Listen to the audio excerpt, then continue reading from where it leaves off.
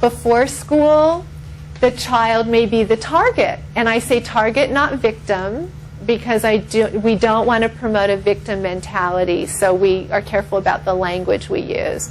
So the target. At morning break, recess, that same child may be the bystander, the observer of a mean situation.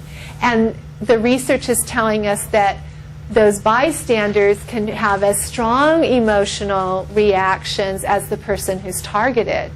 Interesting. And I could have sworn I turned off that phone, but it's just telling me I didn't. So there's the bystander, and there is the person being mean.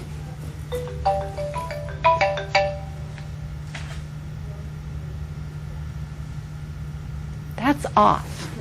With the person being mean, is that the person that you got here identified as a spoon who stirs the pot? Actually, that's the fourth person who actually is being mean. And it's the fourth graders who taught us about the spoon who stirs the pot. Because we're thinking, when you're a spoon stirring the pot, you're being mean. But the fourth graders weren't getting that. So we needed to get more explicit about the roles. And the spoon who stirs the pot is a really good way of describing a particular dynamic where, let's say, the three of us are really good friends, but the two of you have had a fight.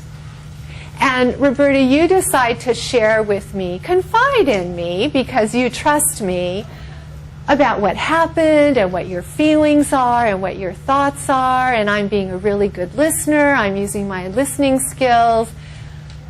And now I've got all this juicy information that I am not going to be able to keep to myself. So what am I going to do? Well, the first thing I'm going to do, because you're both my friends and I want to help, okay? We hear that all the time. I just want to help. So I am going to come and tell you, Linda, all about what Roberta has shared with me, because I'm just helping. So I'm going to share it all, right? Okay, so now I've really stirred the pot. I've put fuel on the fire. And now I've heard also from Linda about what she's thinking and feeling about all of this. So guess what? Now I've even got more juicy stuff. Oh my gosh. And how impulsive am I going to be with that? How much am I going to contain around that? Probably not a lot. I'm in 4th grade. It's too good not to tell. So I'm going to come to you, Deborah, and I'm going to come to you, Jessica, and talk all about it. So I remember one 4th grader telling me this story, and Vicki, I think you may have even been there when she was sharing this. We were talking about the spoon, and she goes, I love being the spoon. I love the attention. She said, 4th grade, I love the power. She said that. And she said, but you know what I don't like? At the end of the day, everyone's mad at me. That's the part I don't like. Yeah. So we call him Messy Millie. Messy Millie. Messy Millie. And I actually had an incident last week where there was a girl, a spoon that stirred this pot in the after-school program, going back and forth. Yeah. And she hurt someone's feeling. And that girl, the other girls, leave her alone. She's crying now. This girl tried to choke herself. And she, of course, she had a friend who said, no, you're doing it the wrong way. Just trying to help. Yeah. Seriously. Yeah. She choked herself until she was turning blue. Right. Because she was distraught that she had hurt someone else's feelings. Yes. But she was the messy Millie in the middle. Right. Going back and forth between the others. And this was a 5th grader. Yeah. Yeah. So it's energy, but it has to be redirected in a more positive way. It does. It does. And I think that one of the disservices that we do for girls is not helping them to be comfortable with anger, assertiveness, and competition. that,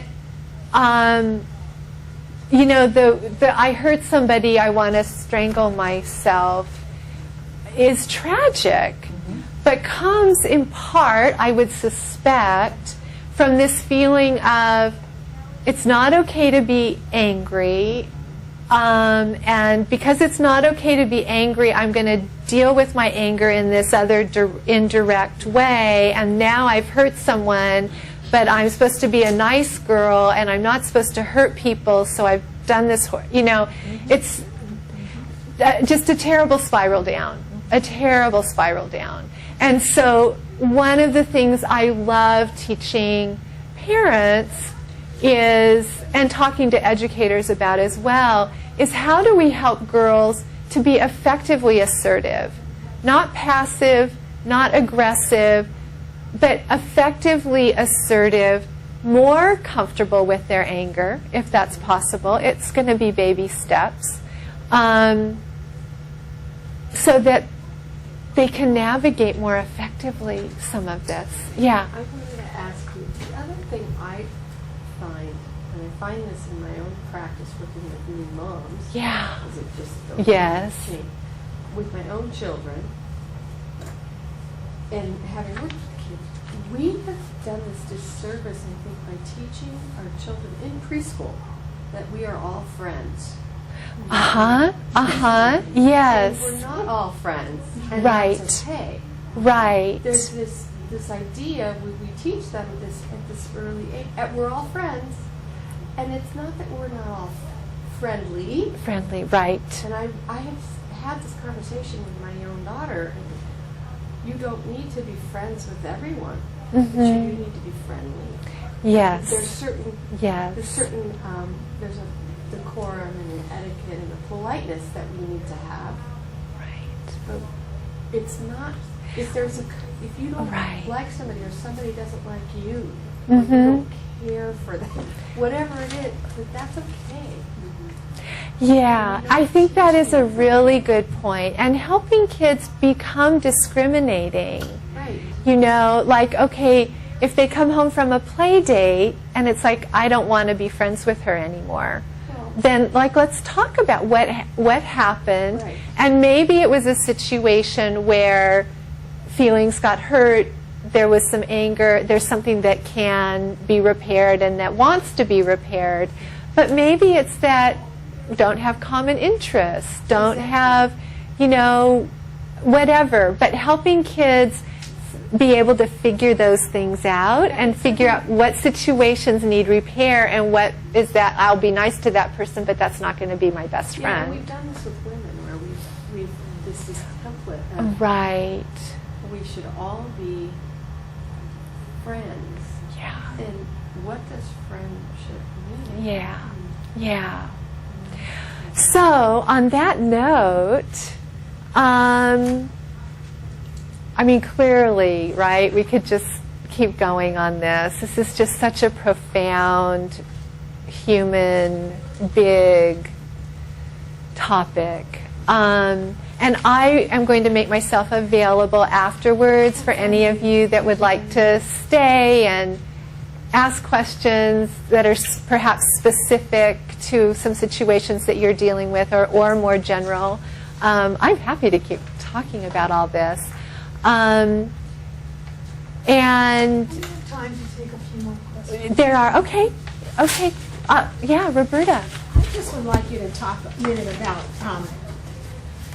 well, I find in my practice that I need to help, especially kids who are on the sort of the Asperger's Yes, spectrum, yes, who don't yes. have very good social skills, who are very poor at picking up social cues. Mm-hmm. Those kids, those girls, are just lost in this starting Oh, in fourth grade. and it's so subtle what's going Yeah. on. And That's our learning disabled oh, kids, you know, yes. really the most, we all pay attention to boys because they act out. Yeah. But the most fragile children are girls Yeah. with serious learning disabilities. Yeah.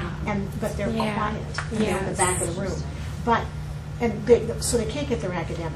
But where they really suffer is in the social arena. Yes. Because that Yes. same brain that can't process reading, writing, and arithmetic Right. can't process the social environment. But I'm always trying to help them with some scripts and help them Yes, with some of yes, the comebacks yes. to get kids off their back. Uh-huh. And the same with, I have a heavy practice of 9-year-old boys who are in major trouble for these sorts of behaviors. Other assertive tools for targets. I mean, could you just talk about that a little bit? Sure. Certainly teaching assertiveness is great, and one of the key skills that children do need to learn. My favorite definition of assertiveness is educating others on how you want to be treated. Educating others on how you want to be treated. And then there's some tips in your handout on how to do that, what the components of effective assertive communication are. And we have the kids practice the body language, the standing tall, the having the take me seriously face, the voice, the words, and so on. But there are situations where going into the detail of, it really hurt my feelings when you did this, how I really want to be treated is like that. I'm wondering if we can come to some agreement about that. That's not going to be appropriate in every situation. Sometimes you're going to want to go, whatever, and walk away. Or one of the things that can be fun is to spend a little time watching athletes, professional athletes do the shrug, kind of shrugging it off. And just teaching the girls how to do that. Just, doing a shrug where you just shrug it off and walk away. Or it's a compliment, right? Turn it into a compliment. So someone goes, oh, your shoes are so funky. And you go, thanks. That's the look I was going for. Your haircut's so weird. Thanks. That's the look I was going for. So little phrases that are short. They don't have to get a lot of words out. They can memorize it. They can use it in multiple situations. That kind of thing can really help. A couple of times, this was wild in our summer program one year, we actually had kids get in a line and we'd toss them a tease, and they would practice responding to the tease. And, we had one little girl, very, very shy, barely said a word the whole program. So we were done doing the line of tossing the tease line, and she's like, more. She wanted to do it again and again. We ended up doing it 3 more times because they loved, being able to say things. It was so empowering, yeah. Do you ever use the American Girl book? Those are great. Books are...